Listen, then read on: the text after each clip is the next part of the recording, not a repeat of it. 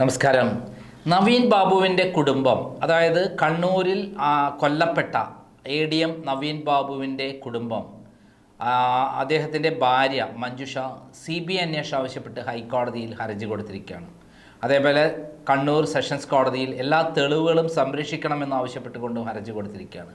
അതിൻ്റെ അർത്ഥം എന്താണ്? അവർക്ക് ഈ ഗവൺമെൻറ്റിൽ പൂർണ്ണമായി വിശ്വാസം നഷ്ടപ്പെട്ടു എന്നാണ്. പോലീസ് അന്വേഷണം എല്ലാം അട്ടിമറിക്കുന്നതാണ്, പ്രതികൾക്ക് വേണ്ടിയിട്ടുള്ളതാണ് എന്ന് അവർ വിശ്വസിക്കുന്നു. അതിൻ്റെ വ്യക്തമായ തെളിവുകളാണ് അവർ കോടതിയിൽ സമർപ്പിച്ച CBI അന്വേഷണം ആവശ്യപ്പെട്ട് കൊടുത്ത ഹർജിയിൽ പറഞ്ഞിരിക്കുന്നത്.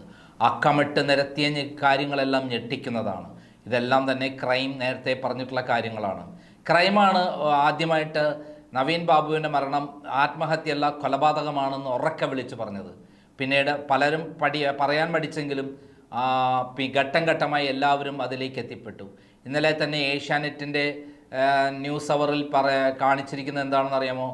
നവീൻ ബാബുവിനെ കൊന്നു കെട്ടി തൂക്കിയതാണോ ഇത് കൊലപാതകം നടന്നു, അതായത് നവീൻ ബാബു മരണപ്പെട്ട് വാർത്ത വന്ന് കുറഞ്ഞ സമയത്തിനുള്ളിൽ ഞാൻ പറഞ്ഞ വാചകമാണ്. കാരണം എനിക്ക് കണ്ണൂരിൽ നിന്ന് കിട്ടിയ വിവരങ്ങൾ അതാണ്. യഥാർത്ഥത്തിൽ പ്രശാന്ത് എന്ന് പറയുന്ന ഒരാൾ പോലും ഒരു ഡെമ്മിയാണ്. പ്രശാന്തിന് നന്നായിട്ടറിയാം, ഇപ്പോൾ അദ്ദേഹം പറഞ്ഞതെല്ലാം കളവാണ്. ADM മരിച്ചതിൽ അദ്ദേഹത്തിന് വലിയ ദുഃഖമുണ്ട്. പക്ഷേ അദ്ദേഹം ഒരു ബിനാമിയാണ്. അദ്ദേഹത്തിന് വായ തുറക്കാൻ പറ്റില്ല. അവിടെ വായ തുറന്നു കഴിഞ്ഞാൽ അദ്ദേഹം കൊല്ലപ്പെടും. ഇതിനെക്കുറിച്ച് ഇന്നലെ ന്യൂസ് അവറിൽ വളരെ ശക്തമായ രൂപത്തിൽ അവിടുത്തെ വിവരങ്ങൾ പറഞ്ഞ, കൃത്യമായി പഠിച്ചുകൊണ്ട് നിയമപരമായി പറഞ്ഞ, വസ്തുതാപരമായി പറഞ്ഞ റിട്ടയർഡ് ജസ്റ്റിസ് കമാൽ പഷ, അദ്ദേഹം പറഞ്ഞതിൻ്റെ വാക്കുകൾ വളരെ പ്രസക്തമാണ്. നമുക്ക് ആ വാക്കുകളൊന്ന് കേട്ടു നോക്കാം. CBI അന്വേഷണത്തിന് ഏറ്റവും അനുയോജ്യമായ ഒരു കേസാണിത്. പക്ഷെ കോടതി വിടുവോ ഇല്ലോ എന്നുള്ളത് കോടതി ഇറ്റ് ഡിപ്പെൻസ്.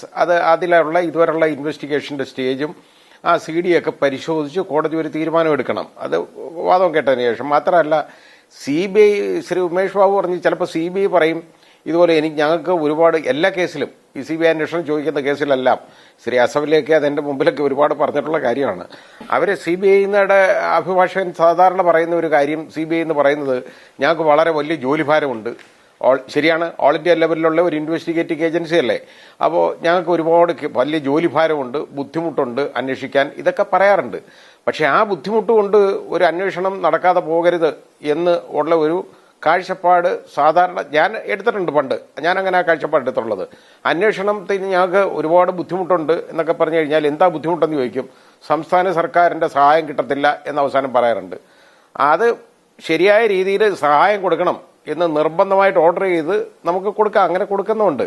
ഇനി ഇതിന്റെ സ്റ്റേജ് അതൊന്ന് നോക്കി ആ ഇൻവെസ്റ്റിഗേഷന്റെ പേപ്പറൊന്നും നമ്മുടെ കയ്യിലില്ല. ആ CD നമ്മൾ കാണുന്നില്ല. അപ്പോൾ അതൊക്കെ ഒന്ന് പരിശോധിച്ചതിന് ശേഷം ആണ് കോടതി ഒരു തീരുമാനം എടുക്കേണ്ടത്. കോടതി അതേ ഒരു ശരിയായ തീരുമാനം എടുക്കുമെന്നാണ് ഞാൻ കരുതുന്നത്. അത് അല്ലാതെ CBIയുടെ അഭിപ്രായം വെച്ചുകൊണ്ട് CBI മാത്രം പറയുന്നത് കേട്ടുകൊണ്ട് ഞങ്ങൾക്ക് സമയമില്ല ഇതൊന്നും പറഞ്ഞുകൊണ്ട് അത് വലിയ കാര്യമൊന്നുമല്ല. സമയം ഉണ്ടാവണം, അതാ വേണ്ടത്. ഇവിടെ നമ്മളെല്ലാം നികുതിദായകരാണ്. നമ്മുടെ ഒരു ആവശ്യമാണ് ഇങ്ങനൊരു കേസ് അന്വേഷിക്കണമെന്നുള്ളത്. ആ രീതിയിൽ വരുമ്പോൾ CBIക്ക് ജോലി ഭാരം കൂടുതലുണ്ടെന്ന് പറഞ്ഞാൽ കൂടുതൽ ആളുകൾ വേണം CBIയിൽ. അത് നോക്കണം. അത് കേന്ദ്ര ഗവൺമെന്റിന്റെ ഒരു അവരുടെ നിർബന്ധമായിട്ടും അവർ ചെയ്യേണ്ട ഒരു കാര്യമാണ്. പിന്നെ കൂടുതൽ തെളിവുകൾ നശിപ്പിക്കപ്പെടുക. അതുപോലെ ശ്രീ ഉമേഷ് ബാബു ചൂണ്ടിക്കാണിച്ചതിൽ കൂടുതലായിട്ട് ഇപ്പോൾ ഈ പ്രശാന്തോ അയാളുടെ പേര് അയാൾക്ക് തന്നെ അറിഞ്ഞൂടാ കേട്ടോ. അയാൾക്ക് ഒരുപാട് ഒപ്പുണ്ടെന്നാ പറയുന്നത്. ഏതായാലും അങ്ങനെയുള്ള ഒരാളുടെ കാര്യം അത് മാത്രമാണോ ഇതിന്റെ പുറകിലെന്ന്, ഇതൊരു കാമഫ്ലേഷ് ആണോ എന്നുള്ളതൊന്ന് ചിന്തിക്കാനുള്ള ഒരു കാര്യമാണ്. അത് അന്വേഷണത്തിലൂടെ വെളിയാവുള്ളൂ. ഇതിനപ്പുറത്തോട്ടുള്ള മറ്റ് കാര്യങ്ങൾ, അതായത് ശ്രീ നവീൻ ബാബു കൈകാര്യം ചെയ്തിരിക്കുന്ന മറ്റ് ഫയലുകൾ എന്തൊക്കെയാണ്, അദ്ദേഹം എടുത്തിട്ടുള്ള മറ്റ് സ്റ്റാൻഡ് എന്താണ് എന്നൊക്കെ ഉള്ളത്, അതും കൂടെ ഇതൊന്ന് വളരെ വലിയൊരു ഇൻവെസ്റ്റിഗേഷൻ നടത്തിയാലേ ഇത് മനസ്സിലാവുള്ളൂ. അതിന് യഥാർത്ഥത്തിൽ കേരള പോലീസൊന്നും തയ്യാറാവത്തില്ല. അവരെ കൊണ്ട് ചെയ്യാൻ പറ്റത്തില്ല. കഴിവില്ലാത്തത് കൊണ്ടല്ല, മറവിയുമല്ല, അവർ ചെയ്യാൻ ഒക്കത്തില്ല. അവരുടെ കൈകൾ കെട്ടപ്പെട്ടിരിക്കുകയാണ് ഇതിനകത്ത്. അതുകൊണ്ട് CBI തന്നെ ഇതിനകത്ത് അന്വേഷിക്കേണ്ട ഒരു കാര്യമാണെന്നാണ് എൻ്റെ അഭിപ്രായം. മാത്രമല്ല ഇതിലേക്ക് മാത്രമായിട്ട് ഇത് ഒതുങ്ങരുത്. അതായത് ഈ പ്രശാന്തിന്റെ ഈ പെട്രോൾ ബങ്ക് എന്നുള്ള നിലയിലേക്ക് ഇത് മാറ്റിവിടുക എന്ന് പറയുന്നത് വളരെ പ്രശ്നമുള്ള കാര്യമാണ്. അതിന് ഒരു കാര്യം കൂടെ ഞാൻ പറയാം. അത് ഞാൻ പറയാൻ കാരണം, ഞാൻ മനസ്സിലാക്കിയത് നടന്നോ ഇല്ലെന്ന് എനിക്കറിഞ്ഞൂടാ, വിനുവിനൊക്കെ അത് കൂടുതൽ അറിയാമായിരിക്കും. അതായത് ഈ ദിവ്യ ഇദ്ദേഹത്തിനെ ആക്ഷേപിച്ചതിന് ശേഷം, അയാളെ ആക്ഷേപിച്ച് ഒരുപാട് സംസാരിച്ചതിന് ശേഷം അവിടെ നിന്ന് ഇറങ്ങിപ്പോയി. അതെല്ലാം കഴിഞ്ഞതിന് ശേഷം ഞാൻ മനസ്സിലാക്കിയത് പറഞ്ഞു കേട്ടതാണ്, എനിക്കറിയില്ല, അതുകൊണ്ടാണ് ഞാൻ പറഞ്ഞത്. ഈ നവീൻ ബാബു ഇതിന്റെ റിപ്ലൈ പറഞ്ഞെന്നാണ് അവിടെ. അതായത് ഇത് ഇങ്ങനല്ല, എന്റെ ഭാഗത്തുനിന്ന് ഒരു തെറ്റും ഉണ്ടായിട്ടില്ല, തടസ്സം ഉണ്ടായിട്ടില്ല എന്ന് പറഞ്ഞതായിട്ട് ഞാൻ അറിയുന്നു. അങ്ങനെ പറഞ്ഞ ഒരാള് പോയി ആത്മഹത്യ ചെയ്യണോ, അതിന് വലിയ പ്രശ്നങ്ങളുണ്ട്. അപ്പൊ ഇതിലേക്ക് മാത്രമായിട്ട് ഈ കേസ് തിരിച്ചുവിടാൻ ബോധപൂർവമായ ഒരു ശ്രമം ഇപ്പം നടന്നുകൊണ്ടിരിക്കുകയാണ്. എന്റെ അഭിപ്രായത്തിൽ ഇത് മാത്രം ഒന്നും ആയിരിക്കത്തില്ല, അതിനെ പുറകെ വേറെ വലിയ കാര്യങ്ങൾ കാണും, വേറെ പല ഡീലിങ്സ്. അതറിയാവുന്നവനായിരിക്കും നവീൻ ബാബു. അതായിരിക്കാം ഒരു പക്ഷേ അദ്ദേഹത്തിന്റെ അന്ത്യം സംഭവിക്കാൻ കാരണം എന്ന് സംശയിക്കണം. ഇതൊക്കെ മനസ്സിലാക്കണമെങ്കിൽ അതായത് നമുക്ക് എല്ലാവർക്കും ഇത് ശരിയായിട്ടൊന്ന് അറിയണം. നല്ലൊരു മനുഷ്യനെയാണ് നമുക്ക് നഷ്ടപ്പെട്ടത്. നമ്മുടെ സമൂഹത്തിന് ഏറ്റവും ഉപകാരിയായ ഒരു മനുഷ്യൻ, നല്ലൊരു ഉദ്യോഗസ്ഥനെയാണ് നമുക്ക് നഷ്ടപ്പെട്ടത്. അത് ചില്ലറ നഷ്ടമൊന്നുമല്ല, സമൂഹത്തിന്റെ വലിയ നഷ്ടമാണ്. അങ്ങനെയുള്ളപ്പോ നമുക്കൊക്കെ ഒന്ന് ബോധ്യപ്പെടണം ഇത് ശരിയായ രീതിയിൽ അന്വേഷണം നടന്നെന്ന്. ഇത് മാത്രമായിരിക്കണം എന്ന് ഞാൻ കരുതുന്നില്ല ശ്രീ ബിനു.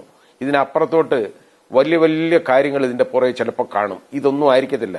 ഈ ഒരു പെട്രോൾ ബങ്ക് എന്ന് പറയുന്നത് ചില്ലറ കാര്യമല്ല. നേരത്തെ ശ്രീ ഉമേഷ് ബാബു ചൂണ്ടിക്കാണിച്ച പോലെ വളരെ വലിയ സ്റ്റേക്കുള്ള ഒരു കാര്യമാണ്, കോടികൾ മറിയുന്ന ഇടപാടാണ്, അതുപോലുള്ള ഒരു ബിസിനസ്സാണ്. അപ്പൊ അത് മാത്രം ആവണമെന്നില്ലത്. ഇത് അതിലേക്ക് മാത്രം ഒതുക്കി വിട്ടുകഴിഞ്ഞാൽ ഇതിന്റെ വ്യാപ്തി കുറയുകയാണ് എന്റെ അഭിപ്രായത്തിൽ. ബാക്കിയുള്ള കാര്യങ്ങളോട് അന്വേഷിക്കണം. ഇതിന്റെ പുറകിലുള്ള കോൺസ്പിറസി മനസ്സിലാക്കണമെങ്കിൽ അത് ആത്മഹത്യ ആയാലും കൊലപാതകമായാലും കൂടുതലും സാധ്യത കൊലപാതകമാവാനാണ്. കേട്ടല്ലോ. ഇതായത് ഞാൻ പറഞ്ഞിട്ടുള്ള പ്രധാനപ്പെട്ട കാര്യങ്ങളെല്ലാം തന്നെയാണ് അദ്ദേഹം പറയുന്നത്. ഇതിൽ കൂടുതലായി ഞാൻ ധാരാളം കാര്യങ്ങൾ പറഞ്ഞിട്ടുണ്ട്. ഞാൻ 20ഓളം തെളിവുകളാണ് ഈ സംഭവത്തിൽ നിരത്തിയിട്ടുള്ളത്. പല ഘട്ടങ്ങളിലായിട്ടാണ് ആ തെളിവുകൾ നിരത്തിയിട്ടുള്ളത്. ആ തെളിവുകളുടെ അടിസ്ഥാനത്തിൽ ഇതൊരു കൊലപാതകമാണെന്ന് പറയാൻ പറ്റും. പക്ഷേ ഏറ്റവും പ്രധാനപ്പെട്ട കാര്യം, ഇവർ നവീൻ ബാബുവിൻ്റെ കുടുംബം ഈ MV ജയരാജനെയൊക്കെ വിശ്വസിച്ചു പോയല്ലോ എന്നുള്ളതാണ് ദുഃഖം. അവിടെയടക്കം വീട്ടിലടക്കം വന്ന് ബോഡി കത്തിച്ച് കളയുന്നതിൽ മുൻകൈ എടുത്ത ആളാണ് MV ജയരാജൻ.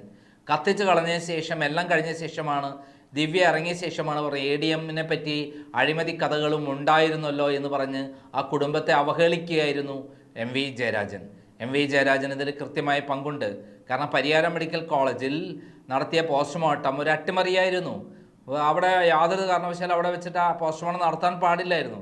അവിടെ വെച്ച് നടത്തിയത് വെറും ഒരു പ്രഹസനമാണ്. ഭീകരമായി മർദ്ദിച്ച് കൊന്നു കെട്ടി തൂക്കിയതാണ് എന്നുള്ള വിവരമാണ് പുറത്തു വന്നിട്ടുള്ളത്.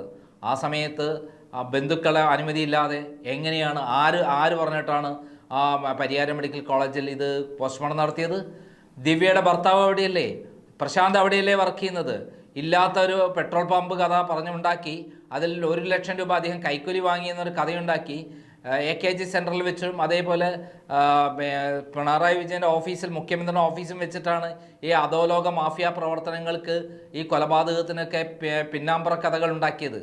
മരണത്തിന് ശേഷമാണ് വ്യാജ ഒപ്പിട്ട് പ്രശാന്തിൻ്റെ പേരിൽ ഒരു പരാതി ഉണ്ടാക്കി അത് അവിടെ മുഖ്യമന്ത്രിയുടെ ഓഫീസിൽ എത്തിച്ചത്. അത് പൊളിഞ്ഞു പോയി തുടക്കത്തിൽ തന്നെ. വ്യാജ ഒപ്പാണ് എന്ന്, അതിന് ശേഷമാണ് ഈ പരാതി കൊടുത്തത് കൊലപാതകത്തിന് ശേഷമാണ് എന്ന് തെളിഞ്ഞതോടു കൂടിയിട്ടാണ് അത് പൊളിഞ്ഞു പോയത്.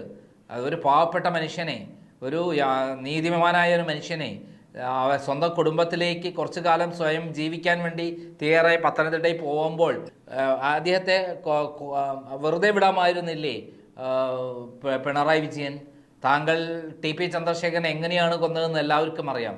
അതേപോലെ കണ്ണൂർ ലോബിയുടെ എല്ലാ രഹസ്യങ്ങളും അറിയുന്ന, കണ്ണൂർ ലോബിയുടെ എല്ലാ ബിനാമി ഇടപാടുകളും അറിയുന്ന, അവരുടെ തർക്കഭൂമികളിൽ അവർ കയ്യേറിയിട്ടുള്ള ഭൂമികളെക്കുറിച്ച് അറിയുന്ന, ഏകദേശം 1000 ഏക്കറോളം ഭൂമി കയ്യേറിയതിൻ്റെ രേഖകൾ കൈവശമുള്ള, വ്യാജരേഖകൾ ഉണ്ടാക്കിയതിൻ്റെ കൈവശമുള്ള ADMനെ കൊന്നില്ലെങ്കിൽ അതെല്ലാം നാളെ പുറത്തു വരുമെന്നാണ് അവർ പേടിച്ചിരുന്നത്.